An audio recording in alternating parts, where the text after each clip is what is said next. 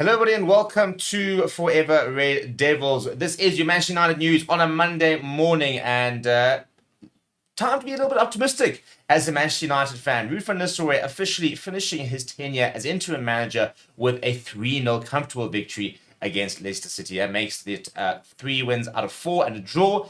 Under his guidance since the sacking of Erik ten Hag, Manchester United are undefeated. We will next be in action on the 24th of November against Ipswich. So plenty of time for Ruben Amorim to sort of arrive in Manchester eventually and get started. And we wait to find out exactly what's going to happen with Ruud van Nistelrooy as well. We'll give you a little bit of update on that, as well as the current Ruben Amorim situation, as well as looking at a couple of players who I think have really stood up in the last few weeks and maybe reason to be quite optimistic about the future of this team.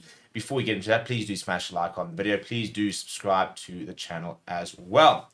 Big news on a Monday morning is whilst Ruben Amorim's contract officially starts today, Monday the 11th of November, he unfortunately will not be at Carrington Old Trafford today because he is still waiting news on his work permit. And sounds like, hopefully in theory it should be the next couple of days. He should be able to be in England this week, but not going to be today is the main thing.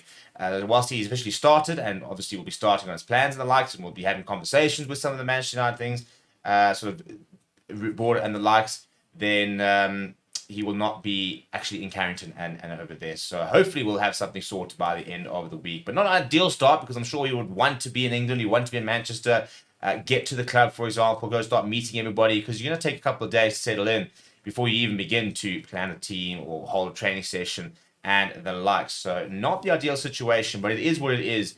Hopefully we'll have that work permit sorted in the next few days and he can get going quickly. And that's very important because, he's coming into a team which is now in a very interesting position. Because whilst it's been a bit of a disaster of a start for Manchester United, the Premier League table is incredibly close. There is 4 points between United in 13th and Chelsea in 3rd. So literally, a couple of wins for United and a couple of losses and other results, and we could be within that top 4 mix. And that is what's so cool about the season, is that Chelsea in 3rd place have played 11 games, 5 wins, 4 losses, and 2 draws. Manchester United, 11 games, 4 wins, 3 losses. So 4 losses and 3 draws. So we're not far behind, to be perfectly honest. And that's reason to be quite optimistic. In terms of winning the league, that's gone. We are 14, I think, points, 13 points behind Liverpool at the moment. But Ruben Amorim's coming into a situation where, thanks to a bit of a resurgence and that draw against Chelsea, the win against Leicester, for example, if we had beaten Chelsea, as we probably should have, we'd be sitting in 17 points, 2 points behind 3rd. And we'd be firmly in that top 4 mix. So the main thing is that top 4 is still on the cards, very much on the cards, because of some of the results we saw over the weekend. Arsenal, Chelsea dropping points. We saw City as well. So it's been a very interesting weekend and a very interesting Premier League season so far. And that makes it quite exciting because whilst all these other teams are also adjusting to new managers and stuff like that, you look at 5, 6, 7, and you've got Nottingham, Brighton, Fulham, Newcastle.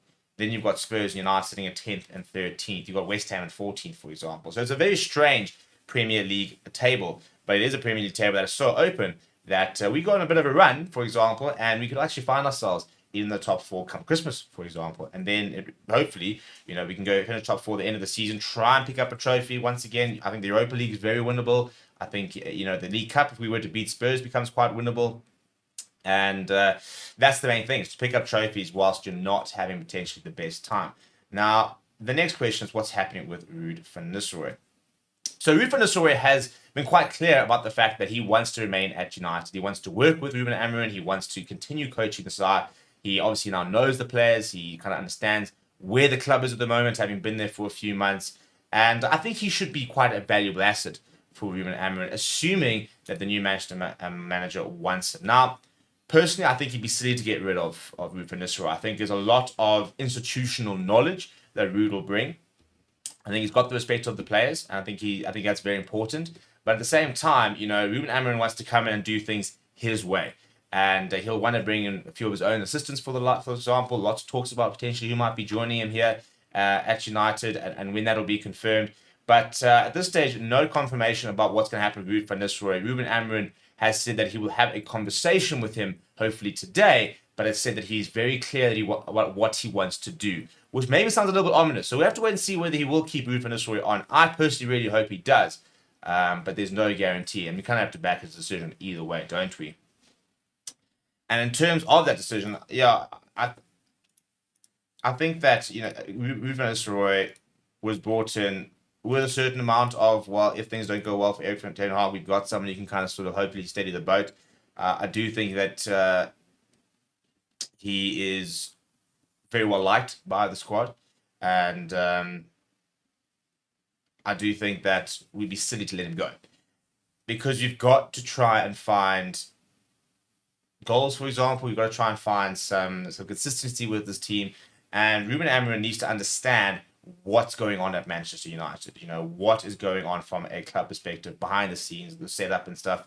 And he's going to have an ally in the likes of a Ruud van Nistelrooy, I think, if he wants him. I think something like Darren Fletcher, I think, will probably sort of fall out the picture a little bit. A couple of other coaches will probably fall out as well. But I hope they can keep Ruud van Nistelrooy even until the end of the season, just to kind of almost like as an interim, bridge between the old, the new, and the likes of that. Because I think if he doesn't, then we start again, and sometimes maybe then you're gonna lose a few months or a few weeks of knowledge where you have to start learning about certain things that Ruud van Nistelrooy could have told you all about.